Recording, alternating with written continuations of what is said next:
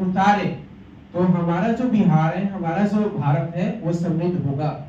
यदि हम 2025 की थीम की बात करें तो हिंदी एकता और सांस्कृतिक गौरव की वैश्विक आवाज, सांस्कृतिक जो गौरव है उसको लेकर के इस थीम पर आज हम लोग पूरी परिचर्चाएं जिला प्रशासन के सौजन्य से कर रहे हैं।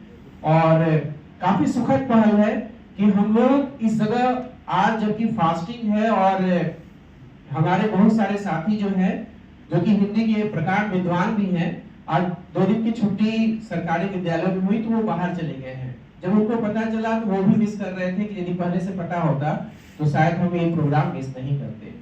तो जिला प्रशासन ने जो किया है बहुत ही अच्छा किया है और यदि ऐसे कार्यक्रम होते रहे तो निश्चित रूप से हम अनवरत विकास के पथ पर अग्रसर होंगे।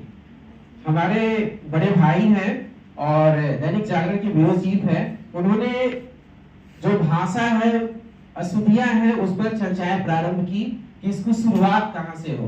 तो हम लोग यदि इस झमेले में पड़ेंगे तो एक तरफ होता है कि हिंदी हमारी भाषा है, तमिल हमारी भाषा है और हम लोग भाषा समृद्ध करने के चक्कर में भाषा को और रसातल में लेके चले जाते हैं।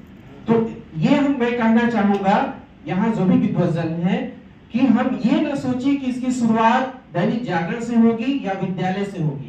जिसे जहां मौका मिलता है उसकी शुरुआत यदि वहीं से हो जाए तो मैं गारंटी के साथ कहना चाहूंगा, आश्वस्त करूंगा कि हमारी जो भाषा होगी बिल्कुल शुद्ध होगी।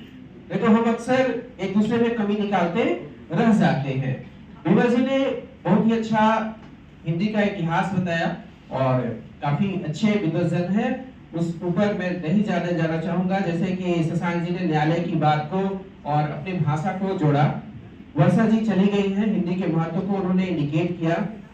साथ साथ हमारे जितने विद्वजन हैं उन्होंने बहुत सारी चीजें कही। मैं एक छोटा सा एग्जांपल रखूंगा HMT का। जो बहुत लोग पुराने हैं, HMT का एक ऐसा मॉडल था जो सबके हाथों में होता था।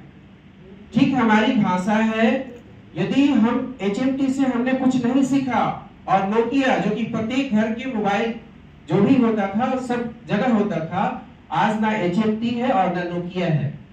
हिंदी भाषा आयोग जो है उन्होंने भी संयुक्त अक्षर वगैरह जो बहुत क्लिष्ट शब्द थे उसे भी शुद्धता की तरफ और आसान करने के ऊपर उन्होंने काफी पहल प्रारंभ कर दिए हैं।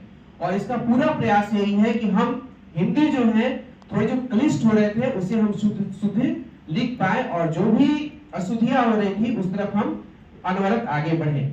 लॉर्ड मैकाले की एक चीज में कहना चाहूंगा कि लॉर्ड मैकाले ने हमारे यहाँ हिंदी की जगह इंग्लिश लाया ही था कि हम सिर्फ शरीर से रह जाए भारतीय और दिल और दिमाग से कहीं और के हो। तो पुनः वही प्रयास करना है कि उन्होंने जो हिंदी को ये कहा था कि ये लाइब्रेरी का एक छोटा सा बुक है और अपनी इंग्लिश की तारीफ में बहुत सारे जो वाक्य हैं उन्होंने कह के चले गए। हमें ये समझना होगा कि वो लोग हम लोगों को दिग्भ्रमित किए, अब हम लोग उस चीज को समझ पा रहे हैं और उन चीजों को जब समझ पा रहे हैं तो अपनी हिंदी को हम समृद्ध करने के लिए, जैसे जापान को हम देख रहे हैं कि अपने भाषा के ऊपर उन्होंने कितनी अच्छी पकड़ बनाई है, जैसे हम चाइना को देख रहे हैं कि अपने भाषा को लेकर के वो सतत विकास की बातें कर रही हैं। जैसा कि पुनः मैं एग्जाम्पल दूंगा ब्यूरो चीफ महोदय का, अपने बड़े भाई का, कि उन्होंने हिंदी के ऊपर ये कहा कि हिंदी जो मार्केटिंग है उसमें हम पिछड़ रहे हैं। कारण है कि यदि हम हिंदी पढ़ते हैं तो इसका भविष्य क्या होगा, इस तरफ बच्चों को हम आकर्षित करने में थोड़े से पिछड़ रहे हैं। असफल मैं नहीं कहूंगा क्योंकि बहुत सारे लोग उन चीजों को समझाते रहे हैं। तो यदि हम पुनः समझाने में सफल रहे तो आज जिस हिंदी दिवस को हम यहाँ मना रहे हैं, ये हिंदी दिवस जो कि भारत के संविधान में 343 में राजभाषा के रूप में लिखा गया है, निश्चित रूप से भविष्य में यह राष्ट्रभाषा बनने के कगार पर होगा। हम सांस्कृतिक चीजों को लेकर के आगे बढ़े और लोकतंत्र की बात भी बताई गई है गया था भाषा होती है तो निश्चित रूप से हम उस समृद्धि के बल पर कहीं भी अपनी बातों को सुलभता, सरलता और सहजता से रखने में हम सक्षम होते हैं। तो इस तरह की भाषाएं होनी चाहिए।